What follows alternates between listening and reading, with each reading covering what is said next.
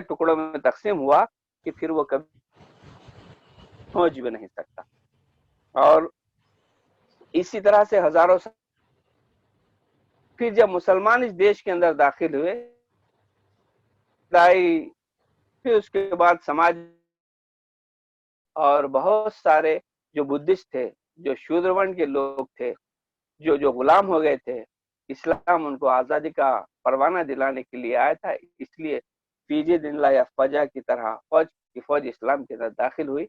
और डीएनए की रिपोर्ट 2001 में जो शाये हुई देखा जाए तो उसके हिसाब से यहाँ के जितने मुसलमान हैं वो साबिका एससी, एसटी और ओबीसी से ही कन्वर्टेड लोग हैं, क्योंकि उनको एक इंसान को जब मसावत, भाईचारा और ये इंसाफ जो जहाँ मिलता था, वो फितरी तौर पर वो शख्स उसके अंदर अपनी आफियत महसूस करता था और उसके अंदर इस्लाम में दाखिल हो जाते थे। तो इब्तदाई दौर में तो ये ठीक ठाक चला, लेकिन बाद के दौर में ऐसा हुआ कि फिर मुसलमान भी अपने जो मनसब से हट गए, वो भी इस ब्राह्मणिज्म के चक्कर में पड़ गए और उनके पास भी जातें आ गई, उनके पास भी अफजल और अशरफ की तफरीक हो गई और इस्लाम की जो हकीकी मसावत की जो तालीमात थी वो पसे से आ सकता था, वो इनकलाब रुक। इस्लाम ईरान में गया तो 5% लोग कन्वर्ट हो गए, अफगानिस्तान में गया तो वहां पर 95% लोग कन्वर्ट हो गए। सर जी, आपकी आवाज ब्रेक हो रही है, आप वीडियो बंद कर दीजिए सो दैट आवाज की ब्रेक ना हो। जी ठीक है, वीडियो बंद कर देते तो बेहतर रहेगा। ठीक है, बंद कर देते।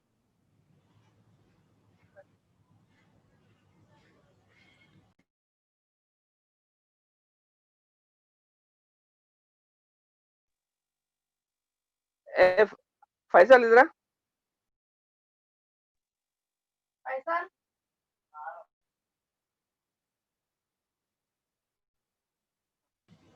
आगे चले गया, देख तो वीडियो बंद कर, बोले आवाज ब्रेक कर गया, कहीं को सिग्नल बराबर नहीं है क्या? नहीं, आप खोल सकते हैं, आपकी वीडियो खोलिए आप। हाँ, हेलो हेलो, अब आ रही ना आवाज? जी आ रही। हाँ बराबर, हाँ बराबर है।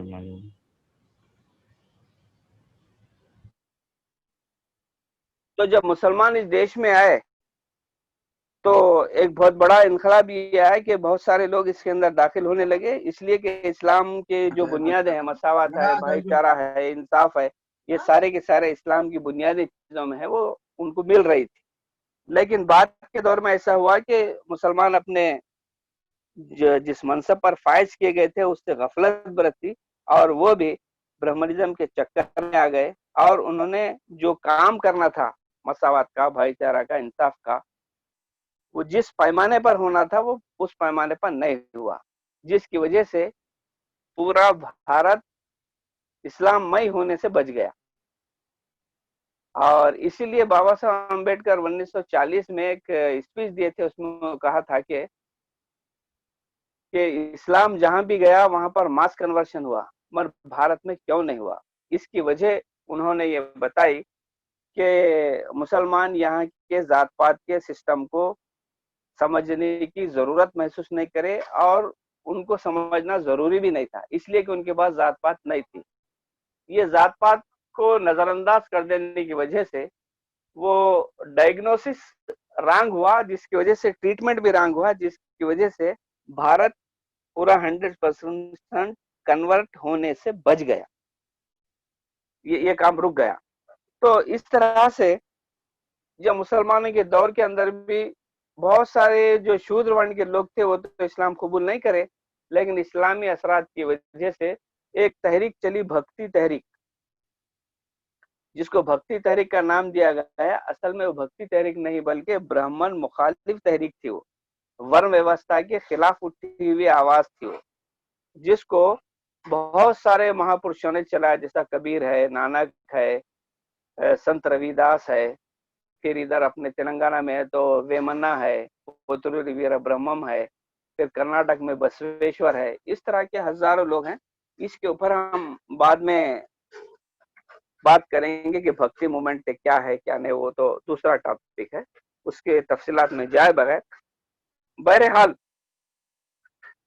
मुसलमानों के पीरियड के बाद जब अंग्रेज देश में आए, तो अंग्रेजों से आने के बाद अंग्रेजों ने बहुत सारे यहाँ के समाज के अंदर तब्दीली लाना शुरू कर दिए। जो मुसलमानों ने थोड़ा बहुत किया था उसको आगे उन्होंने बढ़ाया। जैसा अंग्रेज आने के बाद सब में पहले यहाँ पे ब्राह्मणिकल पैनल कोड यानी मनुस्मृति का कानून लागू था। मनुस्मृति के कानून के हिसाब से किसी ब्राह्मण को बड़े से बड़े जुर्म की सजा ये दी जा सकती है कि वो अपना गांव छोड़कर चले जाए। लेकिन 1875 में सब में पहली मर्तबा नंद कुमार नाम के एक ब्राह्मण को बंगाल में फांसी दी गई, इसलिए कि वो इंडियन पैनल कोड लागू करना शुरू कर दिए। तो ब्राह्मणों के लिए बहुत बड़ा धचका लगा। समाज में फिर दूसरी तब्दीली ये करे कि राजा राम मोहन राय और सब लोग जब बेवाओं की शादी के लिए तहरीक चलाए, तो सती के तायद में सती को खत्म करने के लिए कानून पास किया गया, बेवाओं की शादी के लिए कानून पास किया गया। तो ये ब्राह्मण धर्म के अंदर डिस्टर्बेंस हो रहा था। एक तो ब्राह्मणों का वर्चस्व खत्म हो रहा था, दूसरा उनकी मजहबी रिवायतें खत्म हो रही थी, तीसरा ये है कि आर्मी में सभी जात के लोगों को वो शामिल कर रहे थे। तो इस तरह से आज भी हम देखते हैं कि Maratha regiment, Gorkha regiment, Mahar regiment, इस तरह के जो रेजिमेंट हैं, अंग्रेजों ने शूद्र वर्ण के लोगों को लेकर उन्होंने बहुत सारे लोगों को आर्मी में दखल दिया, आर्मी में लिया, जिसके प्रति जो हथियार सिर्फ 36 ही था, अब शूद्र वर्ण के लोग भी आर्मी में शामिल होकर हथियार चलाना शुरू कर दिए। फिर उसके बाद उन्होंने 5 यूनिवर्सिटियां बनाई, कलकत्ता, मद्रास, और इस तरह से जो को पढ़ने का हक था, ब्राह्मणों को पढ़ने का हक था, लेकिन अंग्रेजों के आने के बाद सभी को पढ़ने का हक मिला। व्यापार का सिर्फ वैश्यों को हक था, वो हक सबको मिलने लगा। और फिर हथियार उठाना क्षत्रियों का हक था, वो सभी को मिलने लगा। तो इस तरह से वर्ण व्यवस्था के अंदर आहिस्ता आहिस्ता वो तब्दीली आना शुरू हुई, डिस्टर्बेंस करना शुरू हुआ, और जिसके नतीजे में जब शूद्र वर्ण के लोग पढ़ना शुरू करे, तो सब में पहले पूना के अंदर एक तहरीक हम आते हैं, महात्मा ज्योतिराव फुले। ये मॉडर्न इंडिया का पहला आदमी है जिसने ब्राह्मणिकल जो जात पात का जो निजाम है, जो हिंदू धर्म जिसको कहते हैं या ब्राह्मण धर्म कहते हैं, उसके खिलाफ और उसकी नाइंसा के खिलाफ मुनज़्ज़म तरीके से उन्होंने आवाज उठाई।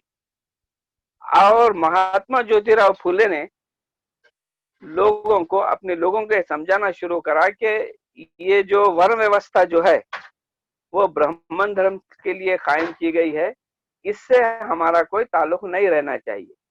तो इसीलिए जब 1857 का गदर हुआ, गदर के बाद जस्टिस रानाडे उनसे मिलने के लिए गए और उन्होंने बोले कि हम आजादी के लिए तहरीक चला रहे हैं, आप उसके अंदर शामिल हो जाइए।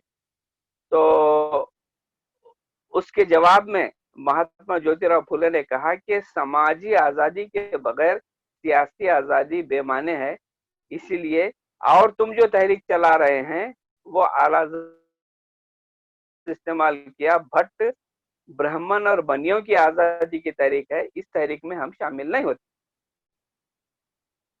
और अंग्रेजों को उन्होंने ये मुतमईन कराने में कामयाब हो गए कि ब्राह्मण जो है, जो आला जात वाले हैं, वो तुम्हारे गुलाम हैं, लेकिन हम उनके गुलाम हैं, तो उनको आजादी देने से पहले हमारी आजादी का इंतजाम करो। इसीलिए इसी बुनियाद पर सब में पहले महात्मा ज्योतिराव फुले को स्कूल खोलने के लिए सरकार ने इमदाद दी, और सब में पहला शूद्रों के लिए जो स्कूल महात्मा ज्योतिराव फुले पूना में जो शुरू करे 1940 से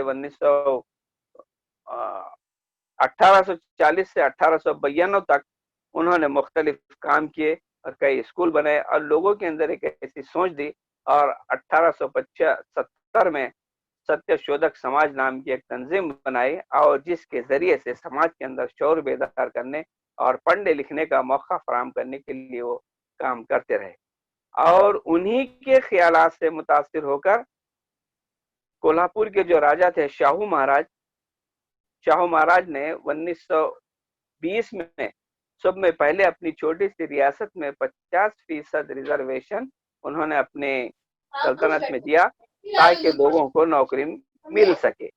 उसके बाद फिर उनसे जो मुतासिर हुए तो वो बाबा साहब अम्बेडकर को भी शाहू महाराज बहुत सपोर्ट करे जिसकी वजह से पढ़ के आ सके और उनकी तहरीक में भी उनके साथ थे। तो इस तरह से भारत देश के अंदर पहली मर्तबा ऐसा हुआ कि शूद्रों के लिए स्कूल आए, तालीम आई और ये महात्मा ज्योतिराव फुले की वजह से हुआ।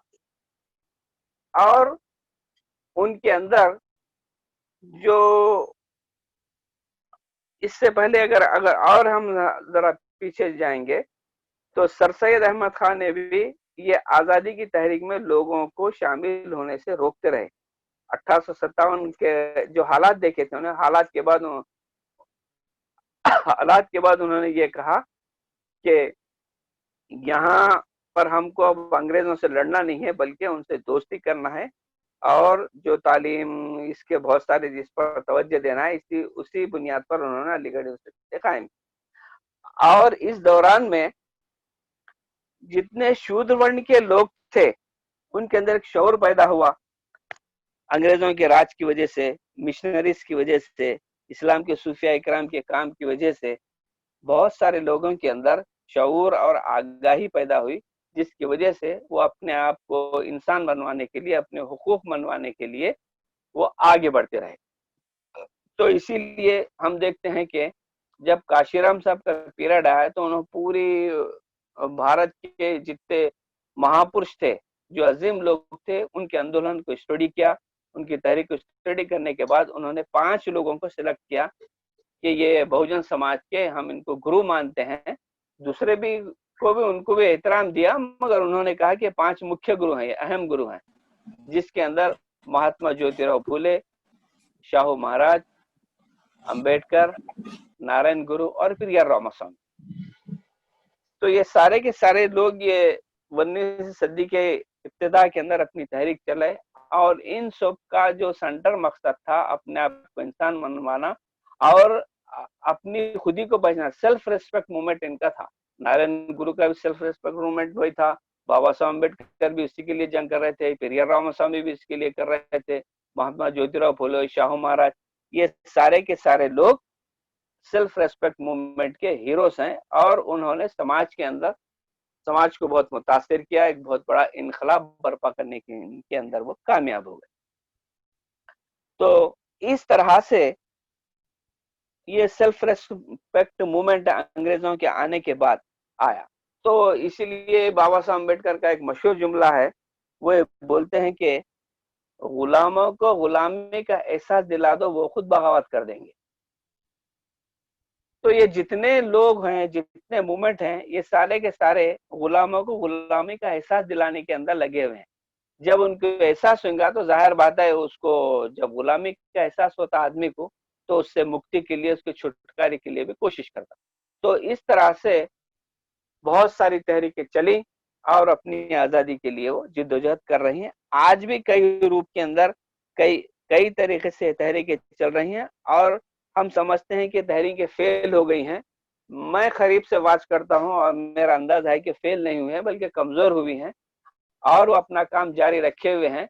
और यकीनन जब ये बात लोगों को गुलामी का एहसास जब समझ में आ जाएगा फिर ऐसा इनकलाब आएगा कि फिर ये सारे मसावात, भाईचारा और इंसाफ कायम होगा और इस बुनियाद पर जो ब्राह्मण धर्म है वो ब्राह्मण धर्म किनारे पर हो जाएगा।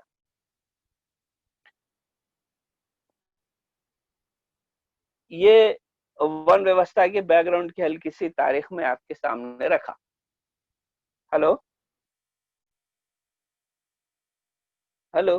जी हाँ, आ रही आवाज, आप हाँ, कंटिन्यू कर सकते हैं अगर। तो ये मुख्तसर तारीख आपके सामने रखा। फिर अगर हम मैं थोड़ा मखसूस साहब, हेलो हम्म, हेलो। बोलिए। जी हाँ। जी बोलिए। इस दौरान अगर यहाँ तक अगर किसी को कुछ डाउट है या किसी किस्म का कुछ हाँ ठीक है, करना है, ये मुनासिब रहता, नहीं तो क्योंकि ज्यादा सवाल वो डाउट वो जहन में वैसे हो के माफ हो जाता हो। जी, अब क्योंकि है हम तो एक पूछिए।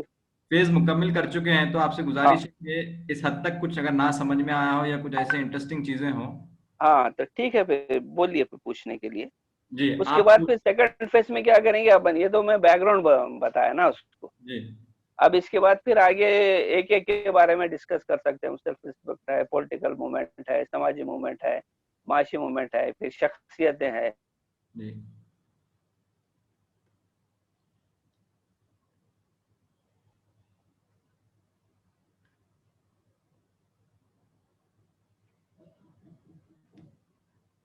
मैंने सभी को अनम्यूट कर दिया है। आप लोग अगर किसी को जवाब है, सवाल आते तो पूछ सकते हैं। हम फिर 1-2 मिनट में अगर सवाल नहीं आता तो हम कंटिन्यू कर लेते हैं बातचीत।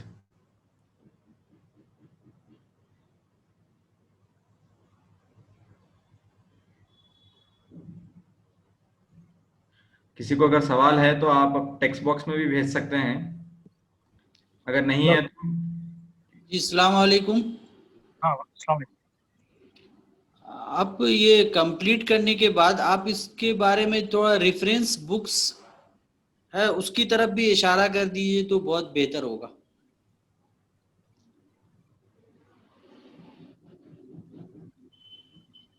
यानी अगर हमको मुताला करके अगर जानना है इन तमाम चीज़ों के बारे में तफसीली, तो हम कौन सी बुक्स को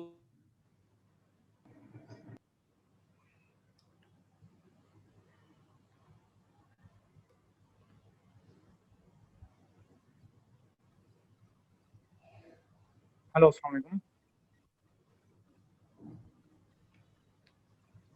हेलो।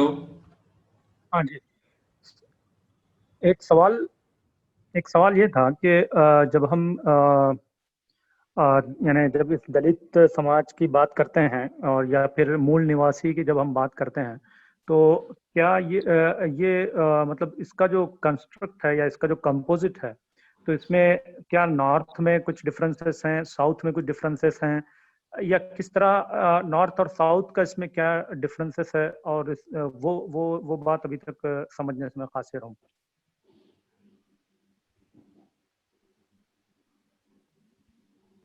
हेलो मखसूस साहब, हेलो। आप अनम्यूट करिए, हेलो।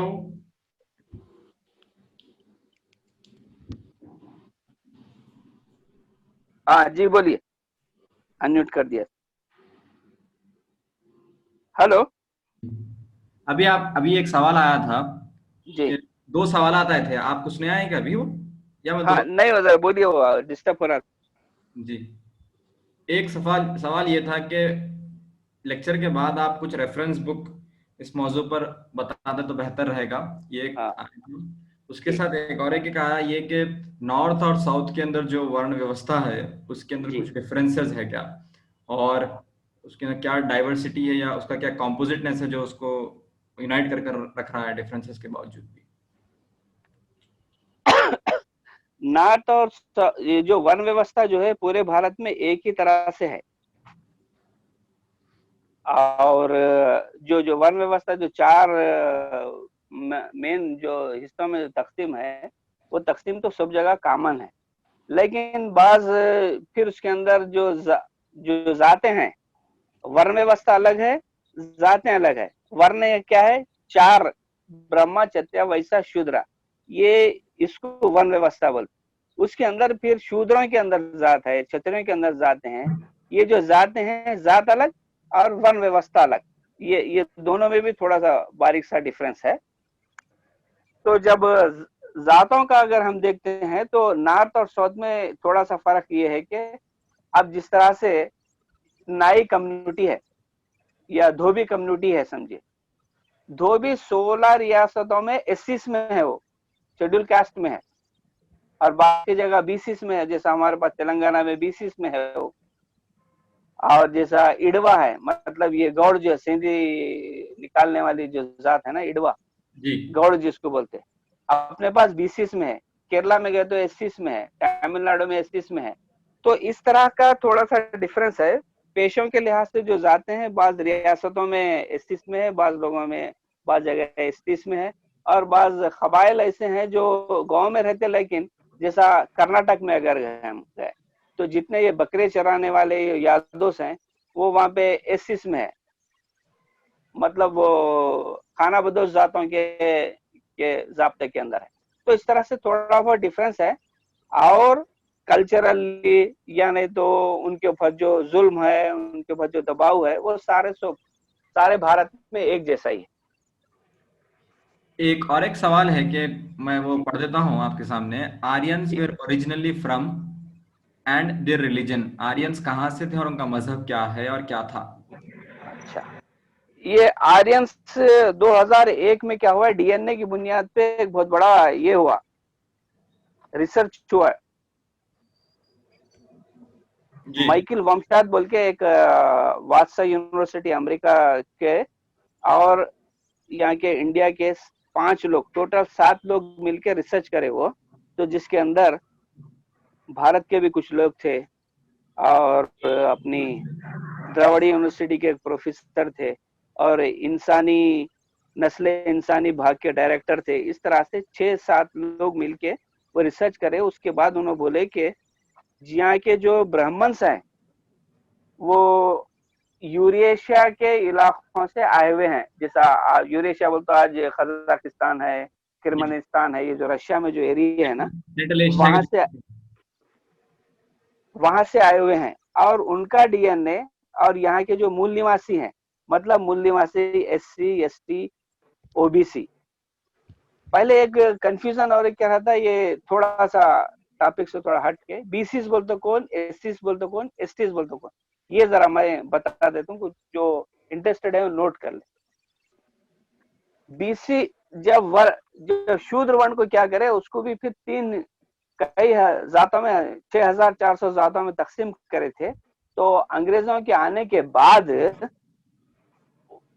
तो बाबा साहब अम्बेडकर के एक कमीशन डाल के उन्होंने बोले कि एससीस कौन है, एसटीस कौन है और ओबीसी कौन है, उसकी आइडेंटिफिकेशन के लिए एक कमीशन डाला गया था।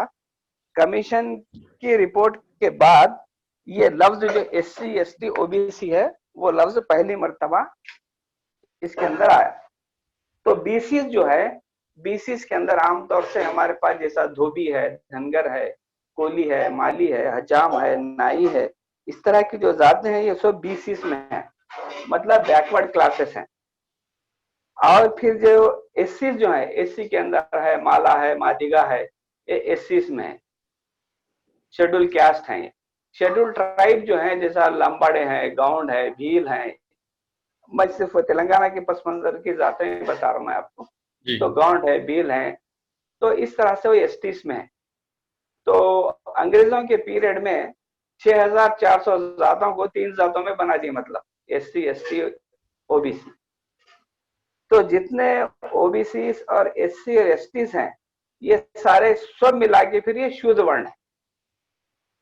तो इस तरह से इनके अंदर मुख्तलिफ जाते हैं और उनके लिए अलग अलग काम भी हैं।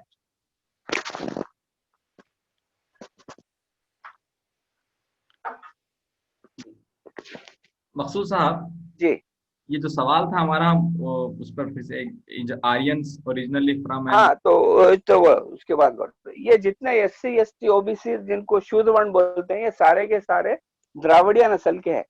तो उनका डीएनए और आपस में एक दूसरे से मिलता है। और जो यहाँ आला जात के जो ब्रह्मा, क्षत्रिय, वैश्य, शूद्र, जो 3 ब्रह्मा, क्षत्रिय, वैश्य जो 3 है, उनका जो डीएनए है वो वस्त एशिया के लोगों से मिलता है। इसका मतलब ये है कि वो आर्यंस हैं और ये जितने दूसरे जो शूद्र वर्ण के जो लोग हैं वो द्राविडियंस हैं।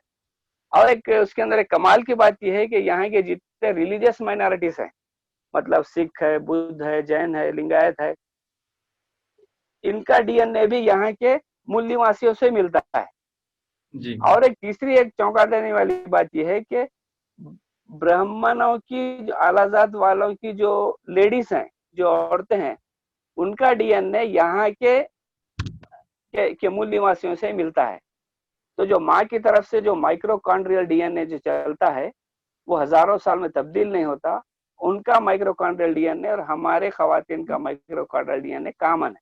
इसका मतलब यह है कि वो अपने साथ आखिर हमलावर थे ना, इसलिए अपने साथ खवातीन नहीं लाए थे, इसीलिए वो यहाँ की खवातीन से शादी करे।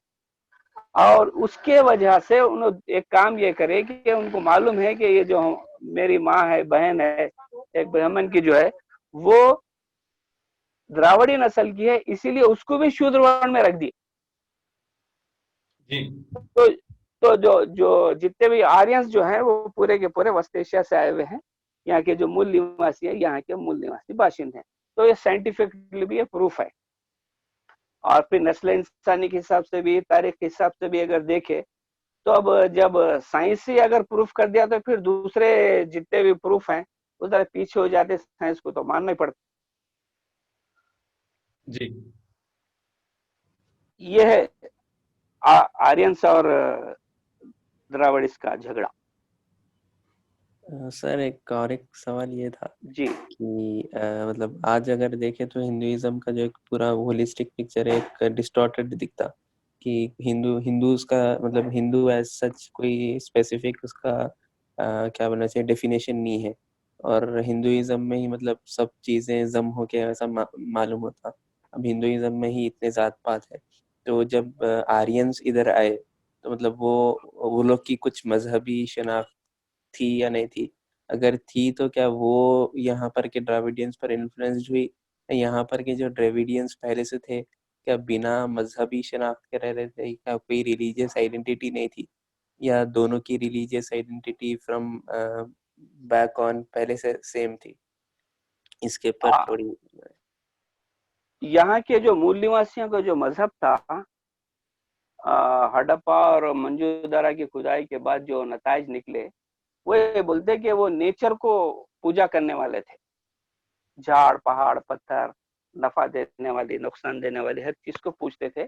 और उनके पास खुदा का जो तस्वुर था वो वाज़ेह तस्वुर नहीं था।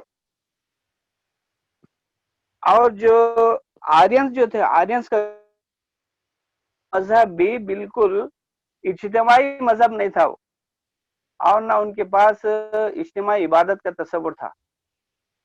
ऋग्वेद को अगर हम पढ़े इब्तिदाई चैप्टर्स, तो उसके अंदर हर घर के अंदर एक हवन करने के लिए कुंड रहता था, आग जलाई जाती थी, और हर रोज शाम में वो आग के सामने कुछ जला के पूजा पाठ कर लेते थे। मतलब ये कि हर आदमी पुजारी था, हर आदमी अपनी अपनी अपनी मजहबी रस्में अदा करता था। तो आर्यंस यहाँ आने के बाद जब दोनों के अंदर, जैसा मौलाना अबुल कलाम आजाद के कहने के हिसाब से, जो जो जो दो तहजीबें जब दोनों का आमना सामना होता है तो वो टकराती नहीं बल्कि मिल जाती हैं। तो ब्राह्मणों की एक पुरानी चाल ये है कि वो अपना इख्तिदार, अपना वर्चस्व, अपना बड़ापन कायम रखने के लिए वो कुछ भी कर सकते। तो तिलक जो बहुत मशहूर कांग्रेस के लीडर भी थे और बहुत बड़े साहित्यकार भी, अदीब भी थे, उनकी वेदास इन द आर्थिक होम बल की बहुत मशहूर किताब है। उसके अंदर उन्होंने लिखे कि जब भी जरूरत पड़ी हम शुद्ध वर्ण के लोगों को असिमिलेट कर लेते चले गए, अपने अंदर जम कर लेते चले गए। तो जब बुद्धा के बाद जब दोनों के बीच में जब टकराव हुआ तो उसमें से जो चीज निकली तो वो बहुत सारी चीजें वो हिंदू धर्म कहलाई। आपको सुन के ताज्जुब होगा कि जो ब्राह्मण धर्म है, ब्राह्मण धर्म के अंदर मूर्ति पूजा का तस्वुर नहीं है। एकदम तौहीद परस्ताना मजहब है जो ब्राह्मण धर्म है। मगर उन्होंने ये करे कि जब, और इसलिए उनके पास मूर्ति पूजा नहीं थी। अलबत्ता यज्ञ का करने का सिस्टम था। यज्ञ के अंदर वो आग जलाते थे, उसके अंदर जानवरों की कुर्बानी करते थे, बहुत सारे रसूम अदा करते थे। और इस तरह से वो उनका मजहब अलग था। लेकिन जब उन्होंने ब्राह्मणों जब यहाँ के लोगों को गुलाम बने तो कुछ आदान प्रदान भी हुआ, कुछ लेना भी हुआ, कुछ देना भी हुआ। तो इसीलिए वो जब भी जरूरत पड़े उन लोगों को असिमुलेट कर लेते चले गए, अपने अंदर जम कर लेते चले गए। तो इस तरह से वो जितने उनके मुखालिफिन थे उनको जम कर लेते। इसलिए एक महाराष्ट्र के एक स्कॉलर ने तहकीक की कि ब्राह्मण किस तरह से अपने दुश्मनों को डील करते हैं। तो उसने बताया कि पहले नजरअंदाज करते हैं, दूसरा बदनाम करते हैं, तीसरा मर्डर करते हैं और चौथा पूजा करते हैं। तो आज जितने महापुरुष साबिका में गुजरे सबकी पूजा चल रही, जबकि वो जिंदा थे तो उनको मर्डर करे, जबकि जिंदा थे तो उनको नजरअंदाज करे। तो इस तरह से वो असिमुलेट कर लेते हैं। और दूसरा जो हिंदू के नाम पे जो वबाल खड़ा करे हैं, ये असल में इस धर्म का कोई आज तक किसी ने हिंदू धर्म का कोई डिफिनेशन नहीं बता सकता। स्वामी दयानंद सरस्वती होने दो या आरएसएस के लोग होने दो, महात्मा गांधी होने दो, जितने स्कॉलर्स है, इवन राधा कृष्ण सर्वेपल्ली भी इसका डिफिनेशन नहीं बता सके। भगवान दास नाम का एक आदमी है जो हिंदुज्म बोल के किताब लिखा, उन्हें बोला कि आखिरी में बोला कि सारी बहस जाने दो, जो अपने आप को हिंदू कहे वो हिंदू है। और जरा लफ्ज हिंदू के ऊपर भी थोड़ा अगर हम गौर करें तो ये तो जब स्वामी दयानंद सरस्वती आर्य समाज बने थे 1875 में, तो उसके बाद उन्होंने किताब लिखी थी, उसका नाम था सत्यार्थ प्रकाश। आज भी आपको मार्केट में मिल जाती और नेट में भी अवेलेबल है। तो सत्यार्थ प्रकाश में जो पहला एडिशन था उसके अंदर उन्होंने लिखे कि बाद के एडिशन में इस बात को निकाल दिए, वो ये जमात के जो फारूक खान साहब है उसका जिक्र करे हैं उन्होंने। तो उसके अंदर स्वामी दयानंद सरस्वती बोले कि हिंदू मुसलमानों की दी हुई गाली है, ये हमको एक्सेप्ट नहीं है। हिंदू के माने काला, चोर, डाकू, इस तरह के जो फारसी का लफ्ज है। और फिर और जरा अगर हम देखें तो ब्राह्मण धर्म की जितने मजहबी किताबें हैं उसके अंदर कहीं भी हिंदू का लफ्ज नहीं है, और ना भारत को हिंदुस्तान कहा गया है, बल्कि इसका नाम पुराना जो पुराना नाम है जम्बू द्वीप है, इसका नाम भारत ही है, इसका नाम, मगर हिंदुस्तान नहीं है। और उनकी मजहबी किताबों के अंदर भी इसका जिक्र कहीं भी नहीं। इवन जो गीता को इतनी ज्यादा प्रेफरेंस देते हैं उसके अंदर एक श्लोक आता है कि यदा यदा ही धर्मस्या, जब भी धर्म जब खत्म हो जाता है तो मैं भारत के अंदर फिर इसको रक्षा करने के लिए आऊंगा। तो भारती का लफ्ज इस्तेमाल हुआ।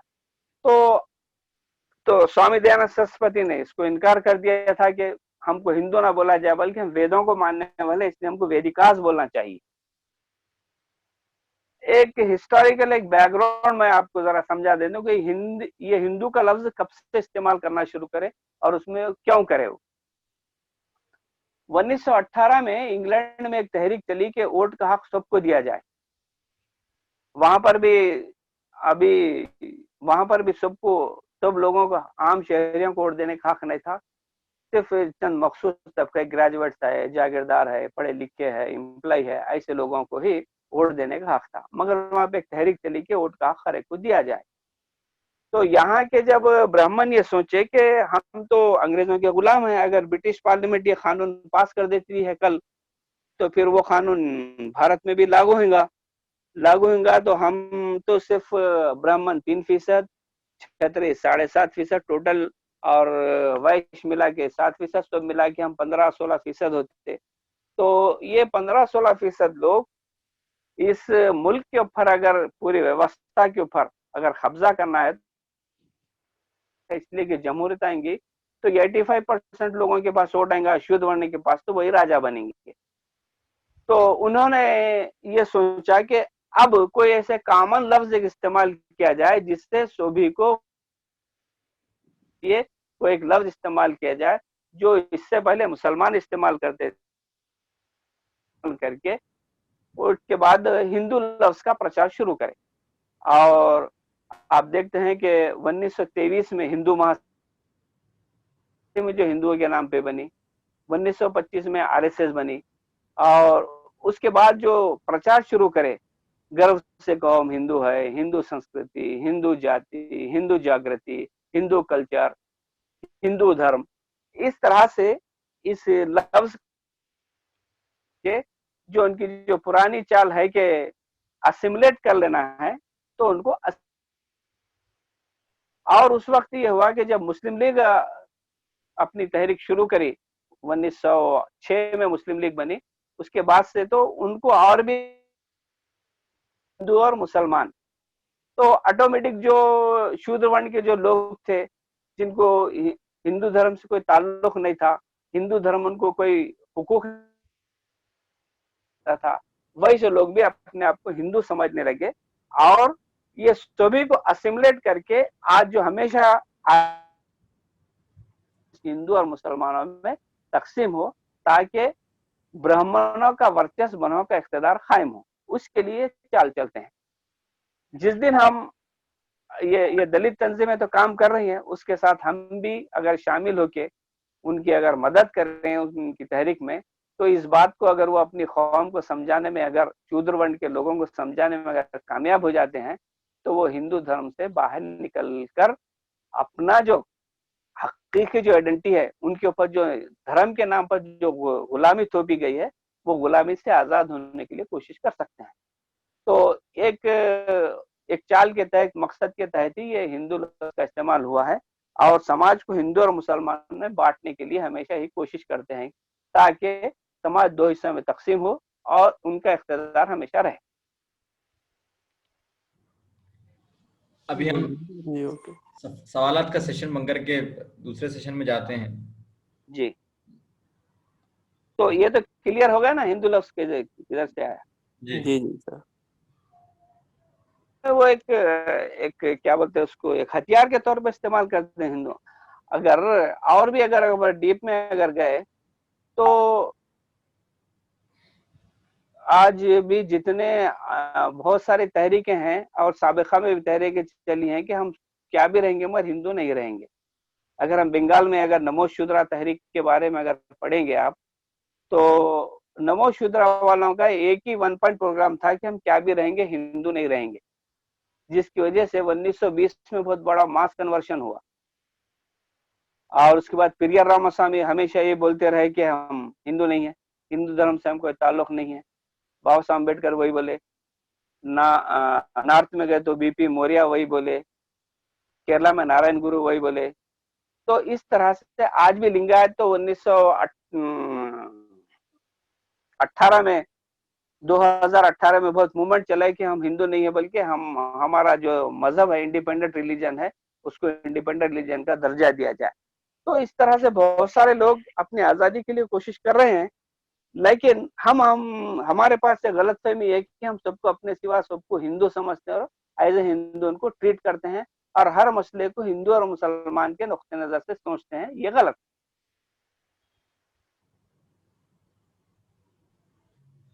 तो फिर दूसरी बात शुरू करेंगे।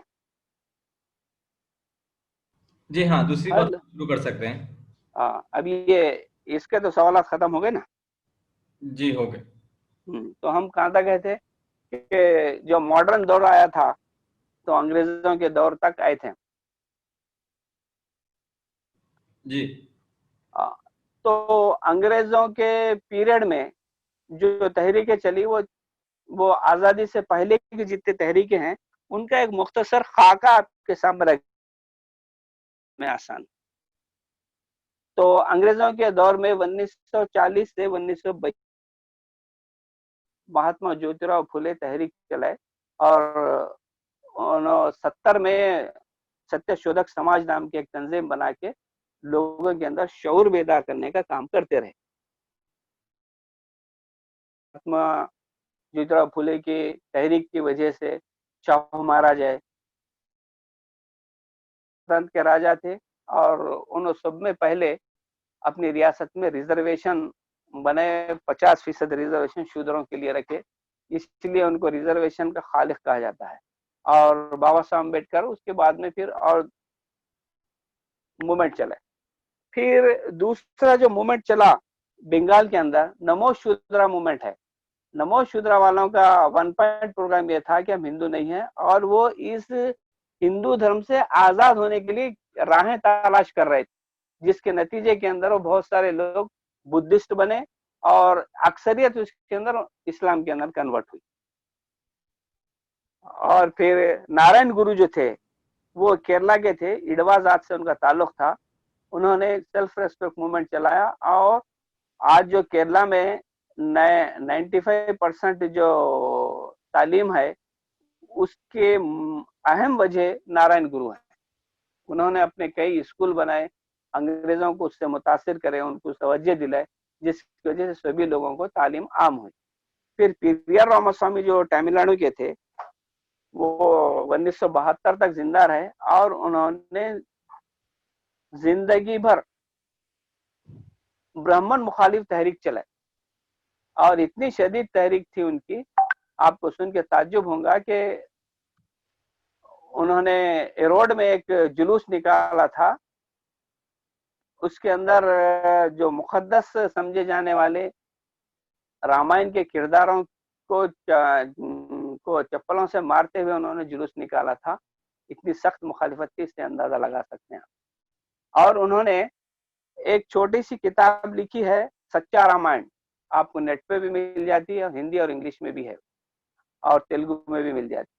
तो सच्चा रामायण में रामायण के जो मुख्तलिफ किरदार हैं उसको पॉइंट्स के रूप में एक 70-80 पेजेस की बुक है, लेकिन पूरी रामायण का उन्होंने बहुत गहराई से जायजा लिया और उसके अंदर आर्यों और द्राविड़ियों की लड़ाई और फिर यहाँ के शूद्रों को गुलाम बनाने की जो साजिशें उसके अंदर हैं वो सारे के सारे उन्होंने रखी है, उसके अंदर लिखी है। और जब इसका हिंदी ट्रांसलेशन हुआ, लल्ला सिंह यादव नाम के एक शख्स ने उसका ट्रांसलेशन किया, तो उस जमाने की यूपी की सरकार उनको 2 साल के लिए सजा दी और 2 साल केस होने के बाद फिर वो जीते, अलग बात है वो। तो इस तरह से पेरियार का भी इफेक्ट बहुत रहा।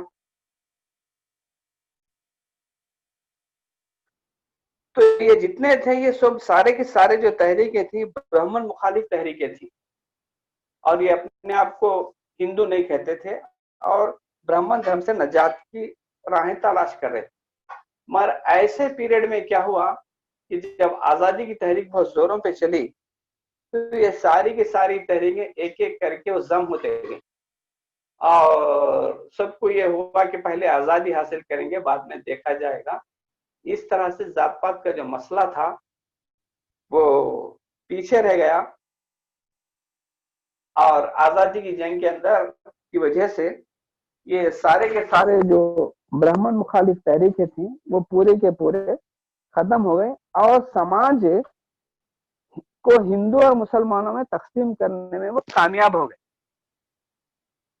और जिसकी वजह से समाज का एक कसीर तबका जो आजादी के लिए तहरीक चला रहा था फिर उसी चक्कर में फंस गया और समाज हिंदू और मुसलमानों में तकसीम होकर रह गया।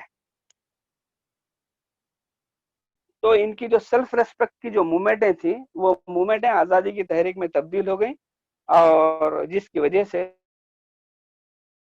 को मिली जो आला जात के हैं, लेकिन यहाँ के शूद्र वर्ण के लोगों को अभी भी आजादी नहीं मिली। वो अपने आप को गुलामी समझते हैं और उसका एहसास दिलाने के लिए तहरीकें भी चला रहे हैं।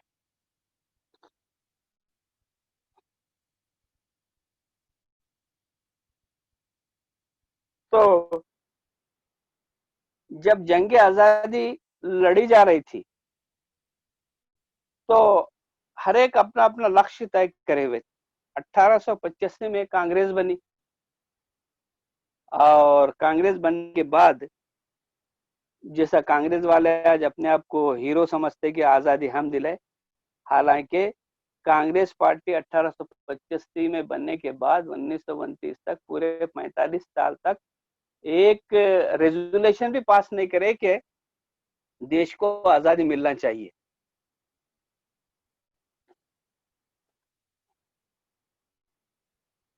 लेकिन जब मूवमेंट जब आगे बढ़ा जो सारी की सारी क़यादत मुसलमानों 1857 से लेके 40 तक 1940 तक तहरीक आज़ादी मुसलमानों के हाथ में थी। वही सब में ज्यादा जुल्म का शिकार हो रहे थे। और जबकि कांग्रेस 1985 में बनी, 45 साल तक वो खामोश तमाशाई रही, बल्कि अंग्रेजों की चापलूसी कर रही थी। लेकिन बाद में जब मुल्क आजाद हुआ तो पूरी तरह से वो समाज के ऊपर कब्जा कर लिया।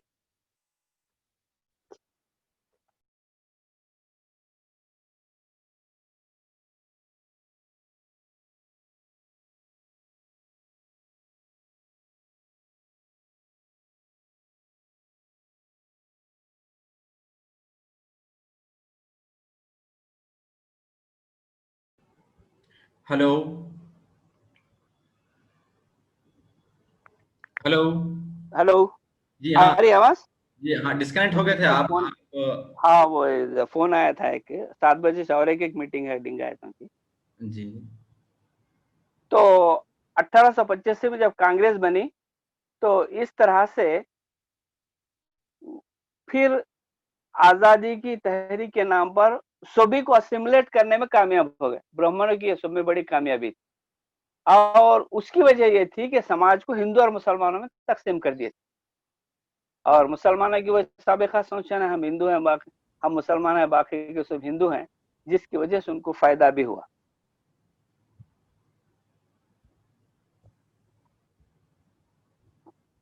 इस तरह से जब आजादी मिली तो आजादी सिर्फ जो आजादी के लिए, इसलिए काशीराम साहब बोला करते थे मुल्क आजाद, जो आजादी की तहरीक थी वो मुल्क की आजादी की तहरीक थी, मगर मुल्क के प्रजा की आजादी की तहरीक नहीं थी। जी तो आज भी हम देखते हैं कि मुल्क की जो प्रजा है वो आजाद नहीं है, उनके पास कुछ भी नहीं है। तो के अंदर वो कामयाब हो गए। जी और जिसकी वजह से मुल्क का जो सारा निजाम है, इंतजाम है, पूरे का पूरा उनके हाथ में आ गया। आपको ताज्जुब होगा कि हम कांग्रेस को सेकुलर समझते, या नहीं तो हम ये सोचते कि हिंदू और मुसलमान के पस मंजर में समझते। ये सारे के सारे छोड़ के अपन को, समाज को, हर मसले को जात और पात की बुनियाद पर अगर हम समझने की कोशिश करेंगे तो हमको बहुत कुछ हासिल हो सकता है। तो आप देखिए कि आजादी के बाद ब्राह्मणों का इख्तिदार इस देश के अंदर कैसा पूरी तरह से कायम होगा। जी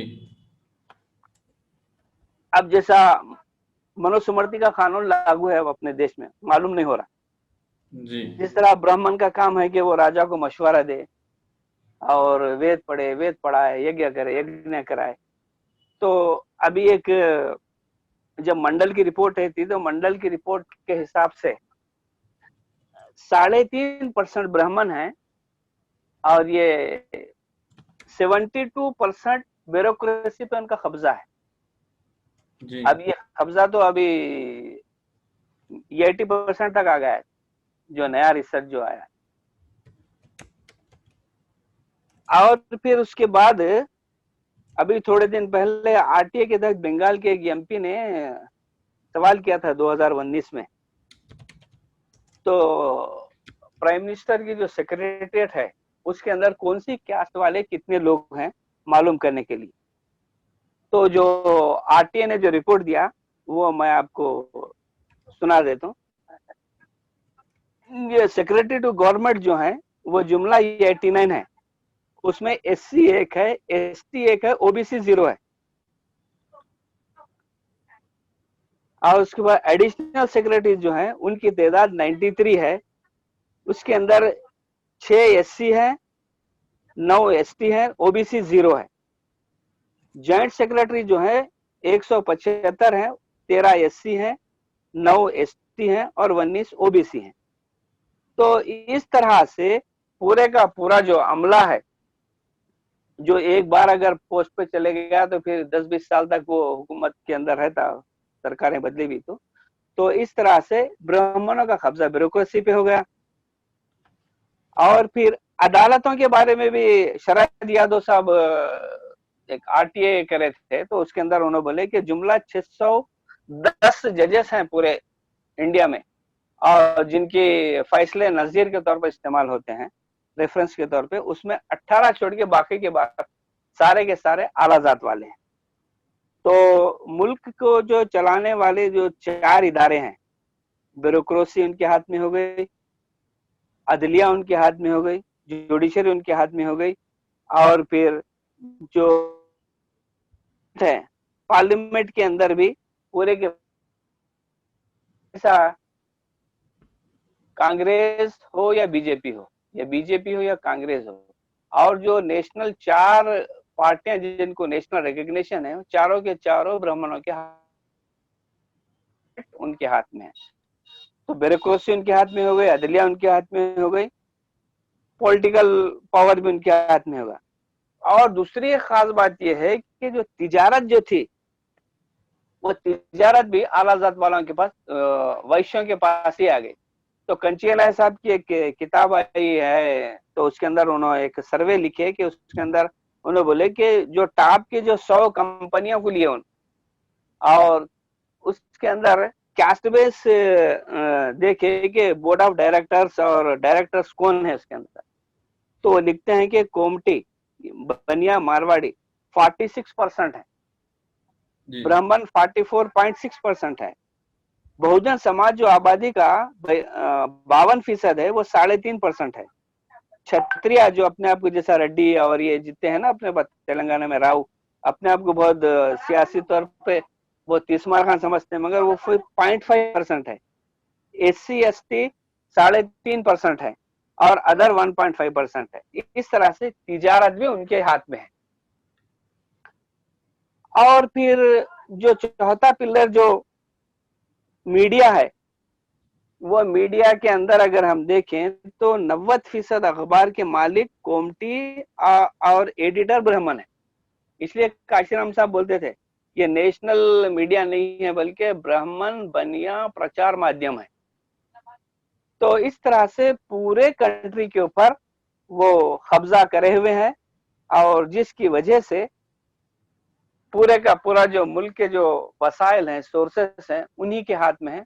और आज भी वर्ण व्यवस्था कायम है, आज भी मनुस्मृति का कानून है, और जो शूद्रों के मुकाम पर रखा गया है, और जिसका काम उन्होंने कर रहे हैं, इस बात का एहसास दिलाना उम्मत वस्त का एक फरीजा है। तौहीद और आखिरत के साथ साथ उनको गुलामी का एहसास भी दिलाना। तो हम समझते हैं कि ये बहुत सारे हमारे लिए कारआमद हो सकते हैं, और इस्लामी तहरीक के लिए या मुसलमानों के लिए कुछ भी कहिए, उनके लिए करने का काम है। अभी हम तो जी, अभी और हम इस पर कुछ सवाल ले लें या मुकम्मल हो चुकी हैं? हाँ ले लीजिए, वो कब का जब रहता कहता क्लियर डाउट होते रहा।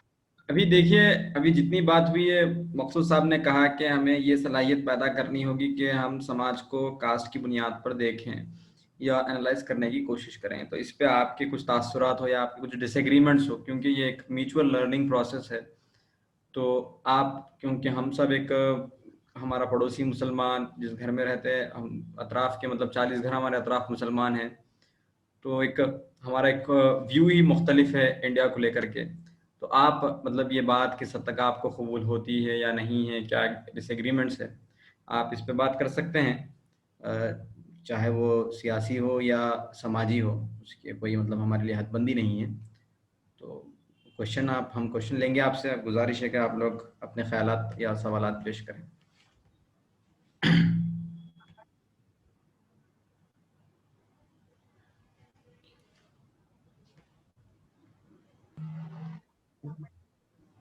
मेरा एक क्वेश्चन था, मतलब इसके रिलेटेड ही है वो। जी हाँ, वो ये था कि हम गुज़िश्ता एक 40-50 साल की हिस्ट्री में हम जब देखते हैं, खासकर ये जो आंध्रा, तेलंगाना और छत्तीसगढ़ में यहाँ पर जो है SC ST के जो लोग थे खासकर, वो नक्सलिज्म या फिर क्या बोल सकते हैं, एक तरह से कम्युनिज्म के उतना मुतासिर क्यों हो चुके थे वो लोग, मतलब क्या वो वेव थी, इसके ऊपर भी थोड़ा सा मतलब आज भी वो मौजूद है। एक तरह से उनका डोमिनेंस जंगलों में हम लोग को दिखता है। मतलब वो वहां पर क्या या फिर कौन सा एंगल प्ले होता कास्ट में, खासकर उसके ऊपर भी थोड़ा रोशनी डाल सकते तो मकसूद साहब अच्छा रहता। जी, ये नक्सलिज्म की अगर हम तारीख देखेंगे तो असल में ये भी ब्राह्मणिज्म के खिलाफ उठी हुई आवाज है। असल में क्या है, जब इंसान को बुनियादी हुकूक नहीं मिल रहे थे, आजादी से तो पहले तो ठीक है, अंग्रेज थे वो ये कर रहे थे, वो जुल्म कर रहे थे या उन्हें हुकूक नहीं दे रहे थे, मगर आजादी के बाद भी वो काम नहीं हुआ। और ये जब बंगाल से चारों मजमदार जब अपना मूवमेंट शुरू करे तो वहां पर बंगाल में जो जमींदारों का जो जुल्म था, उस जुल्म के खिलाफ उठी हुई एक आवाज थी वो। और वो जहां जहां पर भी जमींदारों का या इंडस्ट्रियलिस्टों का, आला जात वालों का जहां जहां पर भी जुल्म था, वहां पर नक्सलिज्म आसानी से फैलना शुरू हुआ। जबकि एसटीज के बारे में कहा गया था कि जंगल, जमीन और जमीन जी, पर ये सिर्फ एसटीओ का ही हक है, ट्राइबल्स का ही हक है। मगर आहिस्ता आहिस्ता गवर्नमेंट ऐसी पॉलिसी बनाने लगी, ये तीन चीजों से उनको बेदखल करना शुरू कर दी। तो जाहिर बात है उनकी कुल सरमाया जो था जंगल, जल और जमीन के सिवा दूसरा उनके पास कोई सोर्सेस नहीं थे। जब उनके सोर्सेस छीनना शुरू हो गए तो लोग बगावत पर उतर आए और उसी चीज को नक्सल वादियों ने इस्तेमाल करके एक बड़ा मूवमेंट खड़ा कर, ये नाइंसाफी के खिलाफ उठी एक आवाज। मुख्तलिफ टॉपिक हो जाएगा, मतलब बिल्कुल ये आवाज थी जो हथियारों के जरिए, तशद्दुद के जरिए उसको जीतना चाहते थे। एक और एक सवाल आया है। हेलो मकसूद साहब, बोलिए बोलिए। अगर हमको यहाँ काम करने के लिए ग्राउंड पर उतरना हो तो हम कैसे कर सकते हैं, और उसके फील्ड कहाँ तक रहेंगे? अगर ये सारी चीजें अगर ग्राउंड पर लाएंगे तो कैसा होगा, वो बताना चाह रहे हैं। उसकी फील्ड्स क्या होंगी? बहुत प्रैक्टिकल और बुनियादी सवाल है जी, मैं समझता हूँ। कोई ऐसा सवाल करता है कुछ काम करना चाहता है तो जैसा सवाल बताता है। जी जी, सभी लोग। तो इसके लिए एक तरीका ये है, अगर डायरेक्ट अगर हम जाएंगे तो क्या होता, वो रिस्पांस नहीं मिलता अपन को बराबर। तो इसके लिए ये बहुत सारे, जैसा आंध्र प्रदेश में बामसेफ है, फिर बामसेफ से जुड़ी हुई बहुत सारी तंजीमें हैं, भारत मुक्ति मोर्चा है और भारत क्रांति मोर्चा है, फिर बहुत सारे जात बरादरियों की तंजीमें हैं, ये बामसेफ वाले ऑर्गेनाइज करते हैं। तो उनके एक आदमी को लेके अगर अब उनके पास जाके, अब बन जाने के बाद हमारा तरीक़ेकार ये रहना है कि मैं तौहीद रिसालत आखिरत की बात खत्म नहीं करना है। वहां क्या आप मेरा प्रैक्टिकल बता रहा हूँ मैं। वहां पर जाके हमको कलमा पढ़ाने का शौक बहुत हूँ, बल्कि थोड़ा काम करके ज्यादा कलमा पढ़ेंगे सोच। तो वहां जाने के बाद तौहीद रिसालत आखिरत बोले ही नहीं, वहां पे उसको ये बताना है कि मसावात क्या है, तेरे साथ नाइंसाफी क्या हो रही, तेरे और तू किसके साथ है। अगर कामयाब हो जाएंगे तो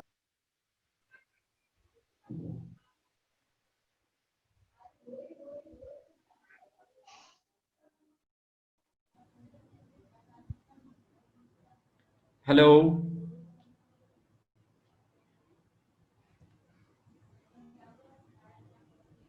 हेलो जी,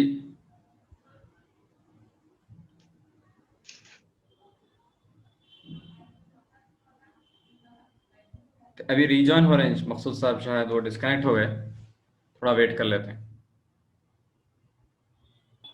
और गयास भाई, मैं भी जी, एक अगर हो सकता तो एक छोटा, मतलब ज्यादा नहीं, एक छोटा क्वेश्चन। हाँ अभी ठहरिए, मकसूद साहब ज्वाइन जी हुए जी हैं। बिल्कुल बिल्कुल। हाँ जी जी जैन हो गए। जी, बोलिए सैफुल्लाह भाई। अस्सलाम वालेकुम मकसूद साहब। वालेकुम। जी मैं सैफ बोल रहा हूँ मामसेफ से। जी सैफ बोल रहे हैं? अरे सैफ साहब है आप। जी जी जी। मैं माशाल्लाह। आप जो बोले अभी बहुत अच्छा दिखा मेरे को। अपने लोगान जो है ज्यादा मतलब एकदम दीनी हो जाते जाके, एकदम 1400 साल पहले चले जाते और आज की रियलिटी के बारे में वो तो बात। हमारा लक्ष्य वो ही रहेगा। ये देखो साहब, नहीं नहीं, वो तो है, हर मगर मुसलमान की स्टार्टिंग। ख्वाहिश रहती है कि लोग इस्लाम में दाखिल हो। वो बिल्कुल काम बिल्कुल। वो काम करने के लिए दूसरी टीम तैयार करना। एग्जैक्टली मैं वही बोल रहा हूँ, सब जने आके एकदम आज देखो इंडिया में जितने भी मुस्लिम ऑर्गेनाइजेशन है, पूरे कम्युनल ऑर्गेनाइजेशन है, मगर एक भी अपन सेक्युलर ऑर्गेनाइजेशन नहीं बना सके। जमात उलेमा है, जमात इस्लामी है, और मैं अल्हम्दुलिल्लाह इनका रोल जरूर है उनके पास तो सोसाइटी में। एमपीजे है, मगर वो अगर इस ये पॉलिसी अडॉप्ट करते तो बहुत काम हो सकता वो तो बहुत आगे बढ़ते थे, क्योंकि इसका रिटर्न ऑन इन्वेस्टमेंट जो है। हम जी लोग जी जी इस पर तफसीली बात करेंगे, मतलब क्योंकि अभी है। 3 हाँ ठीक है हमारे पास। है, टॉपिक डाइवर्ट हो रहा है। हाँ। फोकस हमारा और है मकसूद साहब, एक क्वेश्चन क्या था मेरा कि जी जो है हम ये जो आजकल सईद नकवी साहब भी किताब लिखे, the adhering of the Muslim बोल के। तो मुस्लिम्स को जो है अदर कर डाल रहे हैं, मतलब ये बाहर वाले हैं, अलग वाले हैं, क्योंकि अक्सर अब मैं तो मेरी जबान तो तेलुगु है, मैं तेलुगु साफ बात कर सकता हूँ, सब कर जी, सकता हूँ। बोलिए, तेलुगु में भी चल जो रहा है। है जी, मगर बात क्या है, जब मेरा नाम सैफुल्लाह आता, सैयद सैफुल्लाह आता, एकदम चारों में अब मैं बाहर वाला हो जाता हूँ। तो एक हो सकता है कि एकेडमिक डिबेट के लिए नाम, ये नाम जो है अपना, ये अरबिक में रहना ऐसा क्या है इसका? वो क्योंकि टर्किश के नामा देखो आप मलेशियन नामा देखो, उसमें उनका कल्चर नजर आता, मगर अपने यहाँ के इंडिया के नामों में और अरबिक नामों में ज्यादा फर्क नहीं रहता। आप इस पे कुछ बात कर सकते हैं क्या? आपका ओपिनियन देखिए, नामों के बारे में तो जो मुशरिकाना नाम है वो नाम नहीं रखना चाहिए, बाकी कौन से भी नाम रख सकते हैं। मगर आपके सवाल के पीछे जज्बा ये है कि मैं एज ए मुस्लिम आइडेंटिफाई होते तो लोग दूर हो जा रहे हैं, वो जी होने जी जी। दीजिए, कोई फर्क नहीं पड़ता। अच्छा ठीक आपके पीछे सवाल का जज्बा वो महसूस हो रहा मेरे को। है। जी जी वो तो होंगे ना कैसा भी। फिर जब अपन अपन अकेले गए तो वो मसला होता। ये बामसिफ के लोगों को उनके टीम के साथ अगर जाएंगे अपने, जब अपने ख्याल सुनेंगे तो वो बात खत्म हो जाएगा। अरे E20 तुर्को लिगुंटरा बोल के बोलते जाए। थोड़ा हम जो है सुना टॉपिक पे फोकस करते हैं। जी हम जी जी, आइए सही। अलग से टॉपिक रखेंगे इंशाल्लाह जरूर, जी क्योंकि ये हिंदुस्तानी समाज के, मतलब हिंदुस्तानी जी हाँ मुस्लिम के ऊपर ज्यादा इसका फोकस है। हमारे जी सैफ का भी जो सवाल है, हम इसको दूसरे सेशन में कोशिश करते हैं एडजस्ट करने के लिए। मेरे जी लिए कुछ सवाल था एक, मकसूद साहब, जी कि हमारे पास अब जितना आप देखते हैं कि जितने हम, देखिए आपने कहा कि नारायण गुरु एक तरफ कुछ काम कर रहे थे, उसके बाद बंगाल में भी कुछ तहरीकें चल रही थी, उसके बाद ये ब्राह्मणों से आज़ादी के लिए उस वक्त मुस्लिम क्या कर रहे थे, मैंने मुसलमान क्या कर रहे थे? वो मुसलमानों का जो मुसलमान मुसलमान उस वक्त सारे के सारे तो मुस्लिम लीग में नहीं थे। मैं जब 1920 में तर्क मावालात की तहरीक चली, नॉन कॉपरेशन मूवमेंट जब शुरू करे, उसके अंदर जमीयतुल उलमा अबुल कलाम आजाद की क़ियादत में जब कूद पड़ी, तो बहुत सारे मुसलमान कांग्रेस से वाबस्ता हो गए। तो वहां पर दो नजरिए चलना शुरू हो गए, एक कौमी नजरिया, दो कौमी नजरिया। तो जो मुस्लिम लीग का जो नजरिया था, दो कौमी नजरिया था, हिंदू और मुसलमान। एक कौमी नजरिया कांग्रेस वाले बोल रहे थे कि भारत के हर आदमी जो भी है वो सब एक एक कौम है। मगर वो इसलिए उसको अडॉप्ट करे थे कि उनको जो यहाँ का जो हिंदू तबका है, इसकी वजह से उनका इस नजरिए की एक कौमी दो कौमी के झगड़े में फायदा मुसलमानों से ज्यादा यहाँ के अलाजात वालों को हुआ। एक कौमी नजरिए में क्या हुआ, जो हिंदू नहीं है वो सब हिंदुओं में शामिल हो गए। जी तो इस तरह से उनकी स्ट्रेंथ बढ़ गई। जो अब देखिए, सारे हिंदू हिंदू कैसा हो सकते? एक एक एक मैं मुसलमान हूँ, अगर मैं मुसलमान नहीं हूँ, मुसलमान बन गया, मैं कुरान पढ़ सकता हूँ, इमामत कर सकता हूँ, इमाम काबा भी बन सकता हूँ अगर अच्छा के बाद। मगर एक एक ब्राह्मण धर्म है, ब्राह्मण धर्म के अंदर एक शूद्र को हथियार चलाने का हक नहीं है, एक शूद्र को तालीम हासिल करने का हक नहीं है, एक शूद्र को वेद पढ़ने का हक नहीं है, एक शूद्र को वेद की तालीम हासिल करने का और तालीम हासिल करने के बाद देने का हक नहीं है, तो इस तरह से ये अदम मसावात की बुनियाद पर कायम जो नजरिया है वो सब एक कैसा हो सकते हैं? गुलाम और गुलामा का मजहब एक नहीं हो सकता। गुलाम और गुलाम बनाने वाले का एक दिन हो सकता क्या? जी तो इस तरह से ये जो जो नजरिया था वो नजरिया क्या हुआ, वो पीछे हो गया और एक कौमी दो कौम नजरिए के बीच के अंदर क्या हुए, जो हिंदू नहीं थे वो सारे के सारे वक्ती तौर पर हिंदू बन गए। आज भी आप देखते हैं जब भी फसाद होता, कोई बम ब्लास्ट होता, पाकिस्तान का अटैक होता, तो धोबी, धनगर, कोली, माली, हज्जाम जो 6447 जाते हैं सब के सब हिंदू हो जाते थोड़े दिन के लिए। फिर जब जंग का प्रभाव या फसाद का जब खत्म हो जाता, हिंदू मुस्लिम का टेंशन खत्म हो जाता, तो धोबी धोबी हो जाता, हजाम हजाम हो जाता, धेड़ धेड़ हो जाता, मांग मांग हो जाता, फिर जिसकी जात में ना वापस चले जाता। तो थोड़ा तो इसको और समझने के लिए मैं कुछ इजाफा करना चाहूंगा। जी बोलिए। हमारे जो पार्टिसिपेंट्स उनसे भी गुजारिश है कि वो भी इसमें अपने सवालात लाएं। मेरी जी ये समझ थी कि मतलब कि मुसलमान का वजूद है जो उनको मुत्तहिद कर रहा। यस, तो एक माने में ये भी बात हुई कि और वजूद खो दें।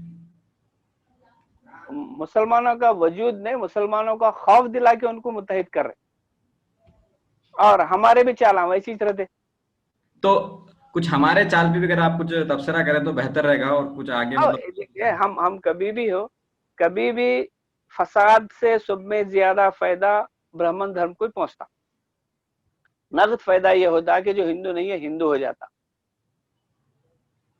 और जब हिंदू मुस्लिम में जब समाज बढ़ जाता तो उन्हें इलेक्शन जीत जाते, पॉलिटिकल फायदा हो गया। मजहबी लिहाज से भी क्या हो जाता, उन्होंने जो शूद्र वर्ण के लोग हैं अपने आप को हिंदू कहने का मतलब अपने आप को गुलामी एक्सेप्ट करना है, ये बात का जो तो हमारी कोशिश ये रहना है कि हिंदू मुस्लिम फसाद होने नहीं, कोई बात ही नहीं होना इस। तो इसके लिए क्या है, जब वो ऊपर है तो क्या करेंगे, उसका तो मुकाबला करना पड़ता है। इसके लिए ये है कि जो अपने आप को हिंदू बोल रहे, जो SC ST OBC के लोग बहुत सारे बीजेपी RSS के नजरिया से जो मुतासिर हो रहे, उनको अपना सही मुकाम बताने की कोशिश करना, ये इसका जबरदस्त हल है। अगर फिर भी हमारे मुस्लिम तंजीमें हमेशा यही काम करते रहते हैं, हिंदू और मुसलमानों के झगड़े को, हर मसले को हिंदू और मुसलमानों में तकसीम करते हैं, हिंदू मुसलमानों के हुकूक बोलते हो ना, हिंदुओं के हुकूक बोलते। हालांकि हमको ये बोलना चाहिए कि SCs के हुकूक, STs के हुकूक, खाना बदोश जातों के हुकूक, उनके हुकूक के लिए अगर हम बात करने के बजाय हम हिंदू और मुसलमान की बात करेंगे तो नुकसान होगा। जी तो हमारी तंजीम में शऊरी या गैर शऊरी तौर पे यही काम हमेशा करते हुए आ रहे हैं, आजादी से पहले से और अब तक। तो ये जो शऊर हुआ है हमारे अंदर, मैं समझता हूँ 200 साल के आसपास हमारे अंदर पैदा हुआ है ये शऊर, हिंदू मुस्लिम, या आजादी के बाद वाला है?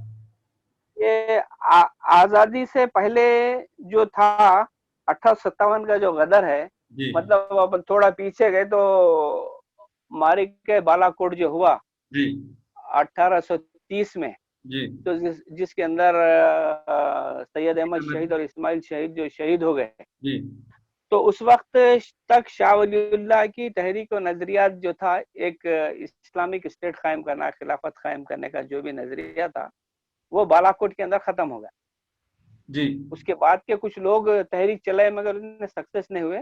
मगर वो जब 1857 का गदर हुआ तो 1857 के गदर तक भी ये असल में, फिर अगर गदर की तारीख देखे तो ये ब्राह्मण सब में पहले शुरू करे गदर, मगर मुसलमान दिल जले हुए थे, कूद पड़े बखौल सर सैयद अहमद खान के।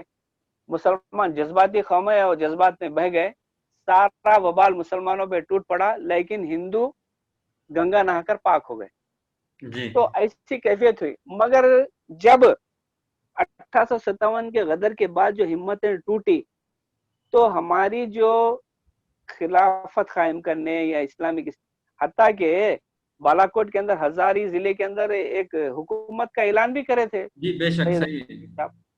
तो वो जो नजरिया था, वो नजरिया क्या हुआ तो मुकम्मिल इनकलाब के बजाय, मुकम्मिल दीन के इनेकाद के बजाय वो जो तहरीक जो थी हुसूल आजादी की तहरीक में तब्दील हो गई।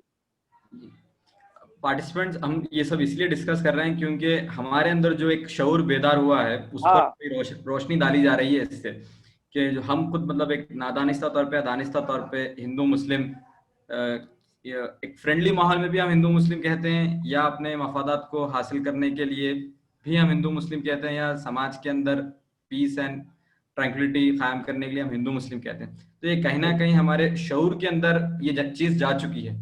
तो ये मतलब कुछ सालों में नहीं हुआ, मतलब एक 200 साल का समझिए आप एक बाई प्रोडक्ट है जो हमारे सामने आज हमारा जो रवैया नहीं, है वो तो मैं उसी वजह समझता से। हूँ कि मोहम्मद बिन कासिम के जमाने से चल रहा हो। जी, नहीं। तो उससे उससे क्या हुआ कि ये जो हम ये क्या बात कर रहे थे कि जो हिंदू और मुसलमान का जो है ना, उससे सब में ज्यादा फायदा तो ब्राह्मण धर्म का फसाद हुआ तो हमारी जान जाती, हमारा माल लुटता, हमारे पर केस होता, पुलिस हमारे को होता, और फायदा किसको होता? जो जी ब्राह्मण नहीं है उन्हें भी फसादात में कौन आते? सब में ज्यादा धोबी, धनगर, बीसी सब में ज्यादा ये हिस्सा लेते उन्होंने। जी और मुसलमानों के महल पर अटैक करने, लूटने, घर जलाने के लिए बीसीसी चाहते, इससे सभी थोड़ा दूर रहते। तो इस तरह से उनका भी नुकसान होता, हमारा भी नुकसान होता, फायदे में हो जाते आला जात वाले। जी। पार्टिसिपेंट्स और कोई आपके ऊपर सवालात है इस सिलसिले में, आपके अपने एक्सपीरियंस है तो आप वो भी शेयर करिए तो वो हेल्पफुल रहेगा। जी और अगर आप लोग जो टेक्स्ट हमने शेयर किया था आपको ग्रुप में, अगर वो भी पढ़ रहे हैं, उस पर भी कुछ सवालात है तो उस पर भी, क्योंकि हम थोड़ी देर में फिर हम सेशन हमारा खत्म करते हैं सवालात के बाद। अस्सलाम वालेकुम। जी वालेकुम जी, सलाम। वालेकुम सलाम। तो मेरा एक सवाल है कि अपन प्रेजेंट क्या कर सकते हैं कि वो लोगों के लिए जो सब प्रोटेक्शन अब वो लोग करे कि अपने को इतना रूल करे, तो अपन उनके लिए क्या कर सकते हैं, अगेंस्ट में क्या क्या कर सकते हैं? अगेनिस्ट में जाने का नहीं सोचना, अगेनिस्ट के बजाय मैं बोलता हूँ कि यहाँ के पहले मसले का क्या है, एक डॉक्टर की तरह डायग्नोसिस करना कि बीमारी क्या है। जी जब बीमारी यहाँ की वर व्यवस्था है, बीमारी यहाँ की नाइंसाफी, बीमारी यहाँ की छूतछात है, इतने मॉडर्न दौर के अंदर भी अभी भी दिमागों में से गए नहीं छूतछात, फिर यहाँ की बीमारी जात पात का निजाम है। तो जो लोग इससे मुतासिर हैं, जो इससे जो दुखी हैं और जिसकी वजह से वो गुलाम हो गए हैं, तो उनको गुलामी का एहसास दिलाने के लिए जो मुख्तलिफ तंजीमें काम कर रहे हैं उनके साथ मिलकर काम कर। तो इसका रिजल्ट एक दिन में नहीं आता, बल्कि जब वही जैसा बाबा साहब बोले ना, गुलामों को गुलामी का एहसास दिला दो, वो खुद बगावत कर देंगे। तो हमारा काम वो नहीं करेंगे, सिर्फ हम इतना करना है कि उनको गुलामी का एहसास दिलाना। जी और कोई सवालात है तो आप लोग जो है सुना सवालात पूछ सकते हैं, क्योंकि ये सेशन बिल्कुल सवालात के लिए रखा गया है। अगर आपके साथ में कोई क्लासमेट है तो पहले गैर महसूस तरीके से उसको जात नहीं पूछना, जात मालूम कर लेना, उसके बाद उसके हिसाब से उसको डील करे तो अच्छा रहे। जी, कुछ सवाल कर रहे? जी, एक छोटा सा एक्सप्लेनेशन चाहिए था। लाइक अभी बात आई कि जो है हिंदू और मुस्लिम के कॉन्टेक्स्ट में बात नहीं होनी चाहिए, बल्कि हमको कास्ट के बेसिस पे हमारी जो नज़र है वैसा देखना चाहिए। तो फिर वो इन दैट पर्सपेक्टिव जो यहाँ पे जो है प्रपोज किया गया, तो उसके अंदर फिर हमारा आर्गुमेंट कैसा हो? फिर अगेन मैं समझता हूँ कि जितनी मेरी अंडरस्टैंडिंग है कि हमको मतलब ऑल्दो जो बैकवर्ड क्लासेस है उनके साथ फिर जो टॉप क्लास है उनको भी हमको मतलब दावत की तरफ हमको भी बुलाना है। तो what could be our argument then? हाँ, तो एक एक चीज क्या है, आला जात वालों को वो उतने ज्यादा अपनी बातें अपील नहीं करते और उन्हें अटैक भी नहीं होते। उनके पास जो मजहबी गुरूर या अपने बड़े होने का जो गुरूर रहता है, वो किसी की बात सुनने तैयार नहीं होता। तो हम आसानी से जिनको अपना बना सकते हैं उनको तो बनाएंगे, वो भी बहैसियत इंसान हमारे मुखातिब हैं, मगर वो दूसरे दर्जे में रखेंगे। तो बाज़ वक़्त प्रियोरिटीज के बेस के ऊपर भी काम करना पड़ता है। तो एससी, एसटी और ओबीसी के जो लोग हैं उनको, उनके ऊपर अगर हम काम करें तो वो ज्यादा हमारे करीब आ सकते। तो हमारी जो बातें हैं उनको ज्यादा अट्रैक्ट करती। अब मसावत की बात करेंगे, रिजर्वेशन के तायद में बात करेंगे तो आला ज़ात वाले आपसे करीब नहीं होंगे, दूर हो जाएंगे। तो उसके वास्ते अपन क्या करना होता है, ये जो आबादी का जो कसीर तबका जो 85% है, उनको टारगेट बनेंगे, उनको बाद में करेंगे, उनको वो तो बाद में आते कैसा। जी, अस्सलाम वालेकुम। अस्सलाम। हिंदू नेशनलिस्ट आज के जो मुस्लिम एज को कहते हैं कि the age of operation, Muslim age of operation बोल के जो एक ये है, उस बुनियाद पर मुगल की जो सल्तनत यहाँ पर थी, 800 साल 900 साल की जो हुकूमत हुई, उसके अंदर उन्होंने कैस्ट सिस्टम को कैसे डील किया, खासतौर पर मुसलमान बादशाहों ने। और मौलाना मौदूदी की एक कमेंट है, वो इस्लाम असर हाजिर जो किताब है उसमें कहते हैं कि मुसलमानों के अंदर जो ताकत और मुल्कियत जो हाथ से निकलने का एक रीज़न ये था कि हमारे अंदर अज़बियतों का फ़र्क। वहाँ पर मौलाना कहते हैं कि हमारे अंदर भी कैस्ट पैदा हो गया, हमारे अंदर भी ऐसे तबक़ात, ऐसे नाम लेकर ऐसे बुलावा गया जो हम डिवाइड हो गए। तो इस पर कुछ रोशनी हो सकती है? जहाँ पर हिंदू समाज, ब्राह्मण समाज जो भी है, वो 6000 जातों में वो तकसीम करे हुए लोग हैं, डिवाइड नहीं हुए, उनको डिवाइड किया गया है। और जो मुस्लिम समाज जो है उनको डिवाइड नहीं करे, इन्हों को डिवाइड हो गए। वो इसलिए कि यहाँ पर जब इस्लाम आया तो बहुत सारे लोग इस्लाम के अंदर दाखिल हुए और एक कम्युनिटी दाखिल हुई। तो उसके बाद जो इस्लाम जो मसावात की जो तालीम देता था, भाईचारा जो बनाता था और जो नस्लों का जो फर्क मिटाता था, वो काम नहीं हो सका। वो ब्राह्मण धर्म के जो असरात थे वो हमारे पास भी आ गए। उसके वास्ते हमारे पास अर्जल है, अशरफ है, कुरैशी है, बागवान है, लद्दाफ है, नूरबाश है, इस तरह के बहुत सारे हमारे पास भी कम्युनिटी बच गए। और जब नॉर्थ में अगर जाएंगे तो मुसलमान धोबी है, मुसलमान हज्जाम है, मुसलमान मेहतर है, मुसलमान नाई है।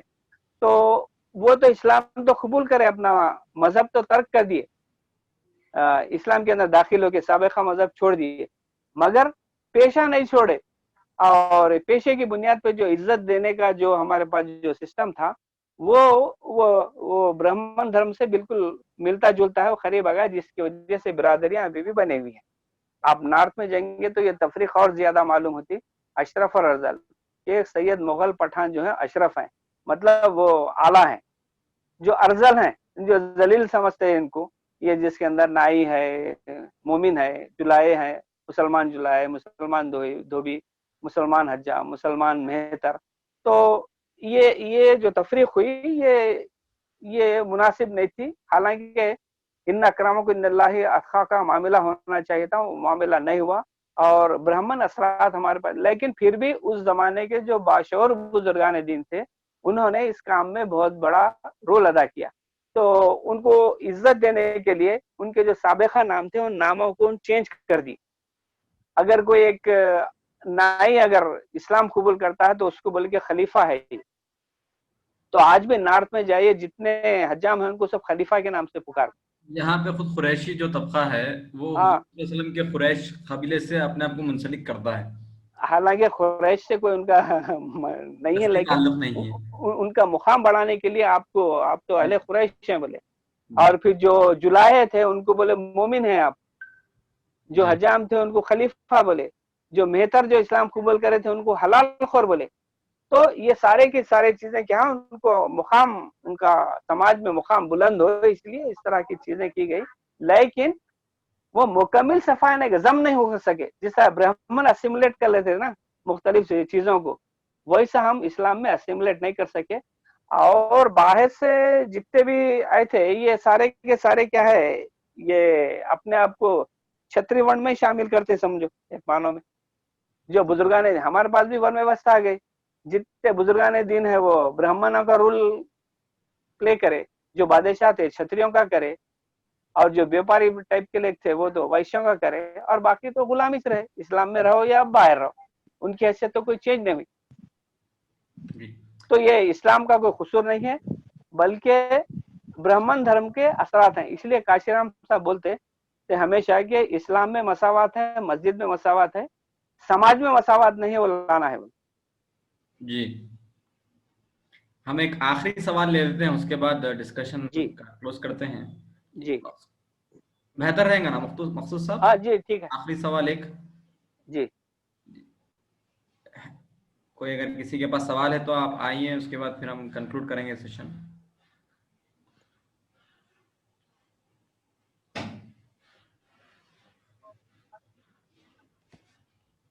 हेलो हेलो,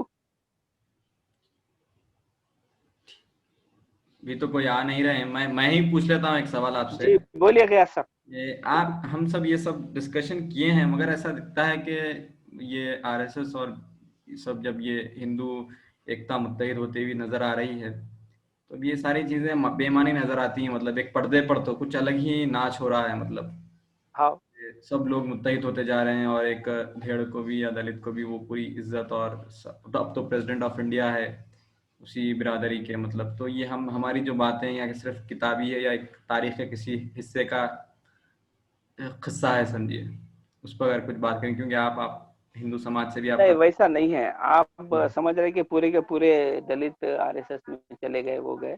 ये जितना भी जो रहता ना, ये जज्बात से खेलते, वक्ती तौर पे उनके साथ रहते, उसके बाद फिर छोड़ देते। अब गोविंद जो प्रेसिडेंट ऑफ इंडिया है, जब वो उड़ीसा के पुरी के मंदिर को गए तो बाहर से उनका सम्मान करके भेजा दिया, अंदर दाखिल नहीं करे उनको।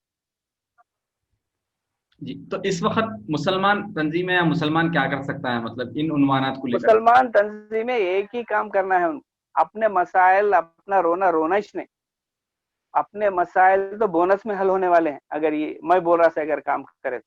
वो ये है कि गुलामों को गुलामी का एहसास दिलाना बस। जी, तो न हिंदू रहते, ना आरएसएस के रहते, ना कांग्रेस के रहते, अपनी जब अलग ताकत बनेंगे उन्होंने, तो ये सारे चीजों को रौंद के निकल जाएंगे। और मेरा यकीन है कि लात मार के निकल जाते हैं। साबिका में हुआ ऐसा। जी, वो जैसा है ना, फीजी दिन अफवाजा, वो जब ख्वाहिश पूरी होती। जी, तो आपका जो पर्सनल रहा है, मतलब आप मीनाक्षीपुरम भी गए, बोलता है कि जो सुना उससे मुतासिर हुए, उस पर हम अपनी बात मुकम्मल करते हैं आज की। और आपके अपने पर्सनल एक्सपीरियंसेस क्या है? मतलब कुछ ऐसे एक्सपीरियंसेस बता रहा हूँ मैं आपको।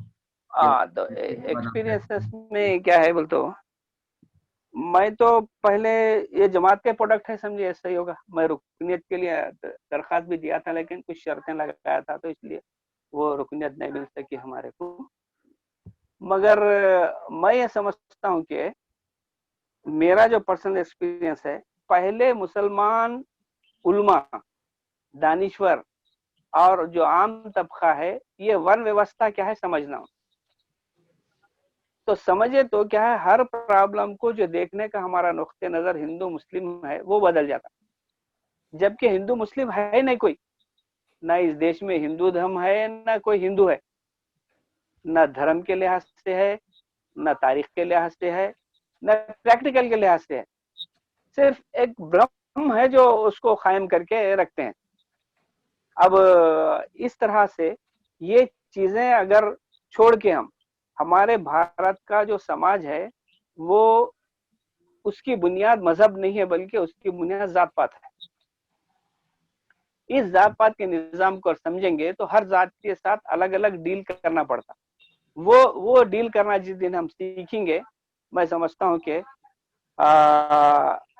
उनकी भी मुक्ति हो जाएंगे और हमारी भी मुक्ति हो जाएगी। हमारे जितने मसाइल हैं, ये इनकी नासमझी की वजह से हमारे मसाइल पैदा हो रहे हैं, और उनको हथियार बना के हमारे खिलाफ इस्तेमाल कर रहे हैं और छोड़ दे रहे हैं। अब जैसा देखिए, राम मंदिर का मसला है, जब वो मंदिर चला तो सारे के सारे बीसी उसके अंदर साथ थे, लीडरशिप बीसीओ की उनके साथ थी। विनय कटियार बीसी है, उमा भारती बीसी है, और बहुत सारे लोग पीसी लोग थे।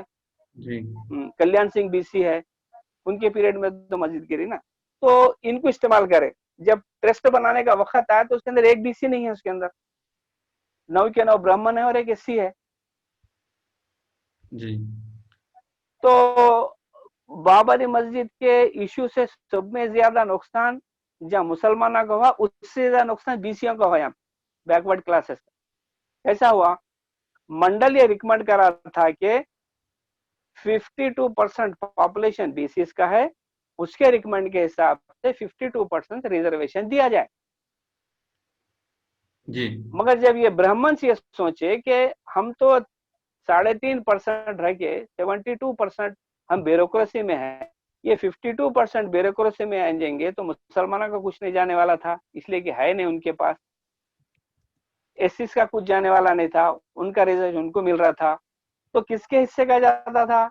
आला जात वालों के हिस्से का, ब्राह्मणों के हिस्से का जाता था। इसलिए वो उनके हिस्सेदार ना बने, इसलिए उनको क्या करे, मंडल का जो मूवमेंट था, अगर वो बिल पास हो जाता, इम्प्लीमेंट होता, तो बीसीओ को फायदा होता था।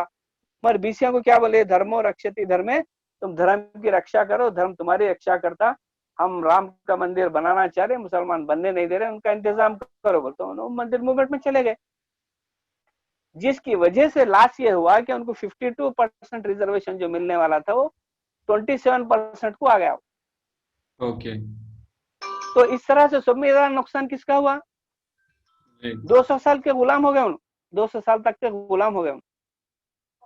मुसलमानों की मस्जिद गिरी और वो गुलाम हो गए, माशी लिहाज से, तालीमी लिहाज से, सियासी लिहाज से। तो ये एहसास उनको नहीं है, खाली जज्बात नहीं, जय जय श्री राम बोलते पूरे चले जा रहे, मगर नुकसान किसका हो रहा? उनका ही नुकसान हो रहा। एक लास्ट जो क्वेश्चन था कि कुछ मटेरियल रिकमेंड करिए बोल के आया था, देखिए फर्स्ट एक। हाँ, तो मैं आपको, अगर वर्ण व्यवस्था अगर समझना है तो बाबा साहब अम्बेडकर की एक किताब है एनिहिलेशन ऑफ कास्ट, इंग्लिश में भी है, तेलुगु में भी है, उर्दू में भी इंशाल्लाह आ जाएंगी वो। उसका ट्रांसलेशन भी हो गया है, तो आप भी कर रहे हो हैं, गया। ट्रांसलेशन कर रहे हैं वो? नहीं, मैं नहीं करा ट्रांसलेशन, कोई दूसरे साहब करे थे, वो 1972 में हुआ था। अच्छा। तो वो पुरानी उर्दू थी, तो उसके अंदर कुछ जो मतरूक अल्फाज है उनको चेंज करके फिर उसको रीरीड करा उसको। जी जी। तो वो भी उर्दू में आ जाएंगे। और एक जो हिंदू धर्म की जो बुनियादी कानून की किताब है मनुस्मृति, जिसका हम चर्चा सुनते रहते हैं जी, तो ये उर्दू में भी मिल जाती है आपको मनुस्मृति। ये कश्मीरी रिसर्च इंस्टीट्यूट श्रीनगर वाले इसको डिजिटलाइज कर रहे हैं, ये आर्य समाज वाले ट्रांसलेशन करे से है जी। ये एक है। और एक इंग्लिश पढ़ने वालों के लिए the history of Hindu imperialism नाम की किताब है, स्वामी धर्मानंद तीर्थ नाम लिख लेते तो अच्छा रहता, the history of Hindu imperialism. जी। स्वामी धर्मानंद तीर्थ, वो केरला के इडवा जात के आदमी थे। वो जिंदगी भर साधु सन्यासी बन के मटा मटा फिरते रहे, मगर आखिरी में अपनी जो किताब लिखे वो शाहकार किताब मानी जाती कि भारतीय समाज को और ब्राह्मणों की साजिश को जी समझने के लिए एक उसको गाइडलाइन के बेसिक बुक के जैसा उसको इस्तेमाल कर सकते। मेरे पास है किताब, इंशाल्लाह मैं पहुंचा देता हूँ सबके पास। पढ़िए उसको, पहले आप पढ़ो उसके बाद दूसरों को पहुंचो। जी है मेरे पास, मैं पढ़िए। हम अब सेशन को कंप्लीट करते हैं। उससे पहले मैं एजाज अली जो हमारे एचआरसी के कन्वीनर है, उनसे दरख्वास्त करता हूं कि वो हमारे दरमियान में आए और इख्तितामी कलिमात इजहार करें।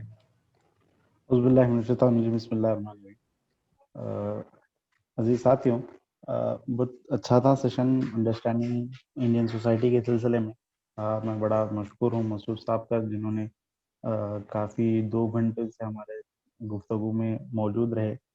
अभी गुज़िश्ता आने वाले सेशंस में भी आप लोगों से गुजारिश है कि अभी आइंदा 2 सेशंस है, 2 सेशंस यानी 4 घंटे हमारे लिए मसूद साहब रहेंगे।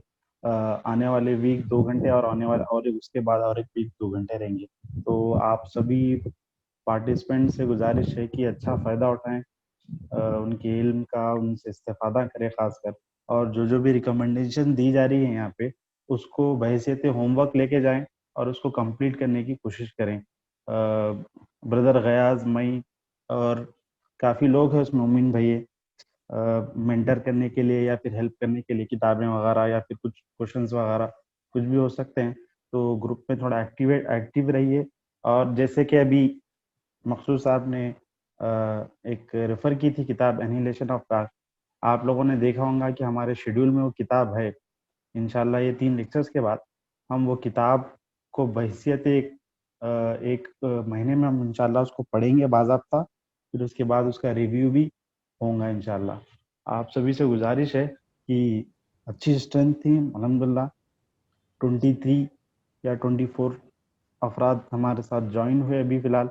तो आप सभी से गुजारिश है कि आइंदा सेशन भी जो नेक्स्ट वीक रहेगा उसमें भी आपकी शुमूल शिरकत रही है। जज़ाकल्लाह खैर वाखिर दान। एक मिनट जी। बहरहाल आप सब इस लेक्चर को, हाँ बोलिए बोलिए। जी मखसूस साहब।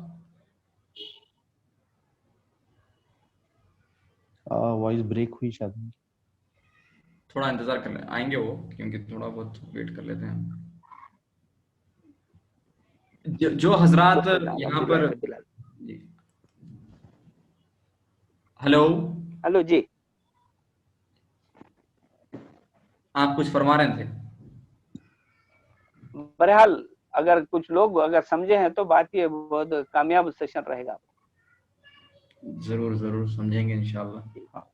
अगले टॉपिक क्या रहेंगे जरा वो फिर वो बोलिए मेरे को, तो मैं उस हिसाब से। जी मैं आपको कॉल करता हूँ उस पर, इसी से मुताल्लिक थोड़ा इसको और थोड़ा आगे बढ़ाते हैं डिटेलिंग की तरफ।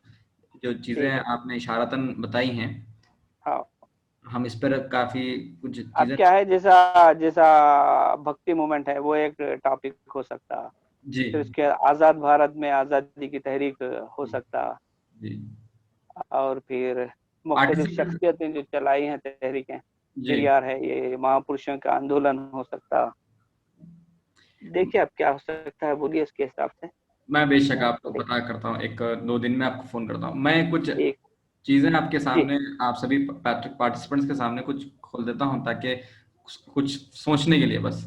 देखिए जी मुसलमान जितने हैं, मोरक्को से लेकर के इंडोनेशिया तक कंटिन्यूस मुस्लिम स्टेट्स है, मगर सिर्फ एक आइलैंड स्टेट है, वो बांग्लादेश या बंगाल है, जो एक आइलैंड है, मुस्लिम मेजॉरिटी, उसके अतराफ में पूरा नॉन मुस्लिम कंट्री या पॉपुलेशन है। तो ये हमारे लिए बहुत इंपॉर्टेंट चीज़ है कि वो क्यों आइलैंड मुसलमान हुआ, दूसरे क्यों इलाके नहीं हुआ। ऐसा कहीं नहीं हुआ कि, अगर आप देखेंगे मोरक्को, ट्यूनीशिया, इजिप्ट, पूरे कंटिन्यूस, अल्जीरिया, उसके सऊदी अरेबिया, इराक, सीरिया, फिर आप अफगानिस्तान या ईरान है बीच में, उसके बाद उधर ऊपर सेंट्रल एशिया के अंदर 5 के 5 सारे मुस्लिम कंट्रीज है, वो सारे एक दूसरे के भाई है, समझे, नस्ली भाई। मगर सिर्फ एक वाहिद बांग्लादेश है जो एक आइलैंड स्टेट है। तो ये आप सभी के लिए एक, मैं समझता हूँ खासतौर पे HRC के अंदर जो लोग इंडियन सोसाइटी को पढ़ रहे हैं, तो उनके लिए एक बहुत बड़ा एक सवालिया निशान है कि ऐसा क्यों हुआ। ये इस सिलसिले में आप लोग रिचर्ड ईटन को भी पढ़ सकते हैं, और उसी के साथ हम लोग जो कुछ आपको मटेरियल दे रहे हैं कास्ट को लेकर के, क्योंकि अभी हम जो 3 ये लेक्चर्स रहेंगे हमारे सिर्फ कास्ट के ऊपर फोकस रहेगा। तो आपसे गुजारिश है कि वो जो हमने आपको बुकलेट दी है डॉक्टर BR अम्बेडकर की, 1920 में उन्होंने स्टैनफोर्ड के अंदर पब्लिश किया था, वो mechanisms and of caste and origin बोलकर है। जितनी सारी चीजें जो मखसूस साहब ने कही है आपको, उसका थ्योरेटिक एस्पेक्ट उसके अंदर बयान किया गया है। सती क्यों आई, किस लिए आई, उसके बाद यहाँ पे जाति, एक दूसरे की जाति में शादी नहीं हो सकती क्योंकि बहुत बड़ा पाप है वो। आपको तेलंगाना के अंदर मालूम होगा कि एक प्रणय बोल के लड़का था जो ST था, उसको कत्ल कर दिया गया क्योंकि वो जो है ना कोमटियों से शादी किया, और हम मुसलमान उसको बिल्कुल नजरअंदाज कर दिए। वो एक मतलब फ्रीडम, या आप बोलेंगे कि ह्यूमन राइट्स की वाली बात थी वो, मगर हमारे अंदर वो जो कास्ट को समझने की सलाहियत नहीं रहने की वजह से हम वो सारे अनुमानात को, मतलब वो सामने मौजूद है तब भी आप नहीं देख पा रहे उसको। तो HRC के जरिए से हम समाज के अंदर उस सारी चीज़ों को उभारने की कोशिश कर रहे हैं। तो बिना मटेरियल को रीड करें, बिना चीज़ों को पढ़े बहुत मुश्किल है, क्योंकि आपके ख्यालात क्या है और हमारे ख्यालात क्या है, या कुछ और नया भी आप लोग ला सकते हैं हमसे ज़्यादा। तो वो तभी हो सकता है जब आप मटेरियल पढ़ेंगे, बेसिक टेक्स्ट। तो आप सभी से गुजारिश है कि वो बेसिक टेक्स्ट को आप पढ़ें, और मखसूस साहब भी हमारे ग्रुप में हैं। आपको अगर किसी किस्म की कोई डाउट्स है तो आप वहाँ पर उनको मैसेज कर सकते हैं व्हाट्सएप ग्रुप पर। और जो लोग इंडियन सोसाइटी में एडेड नहीं है, वो जो नंबर है एक हमने जो शेयर किया था आपको हैदराबाद रीडिंग क्लब के ऊपर, जो एजाज का है, आप उनको मैसेज करें कि ये आपको इंडियन सोसाइटी के ग्रुप में ऐड कर देंगे। जज़ाकल्लाह खैर। अल्लाह से दुआ है कि ये सेशन उसके कबूल फरमाएं और हमें और सलाहियत दे हिंदुस्तानी समाज और हिंदुस्तान की बेहतरी के लिए, भारत की बेहतरी के लिए। जज़ाकल्लाह खैर। सदक़ल्लाहुल अज़ीम। आप सभी का शुक्रिया। जज़ाकल्लाह खैरन। अस्सलाम वालेकुम व रहमतुल्लाहि। अल्लाह अस्सलाम वालेकुम।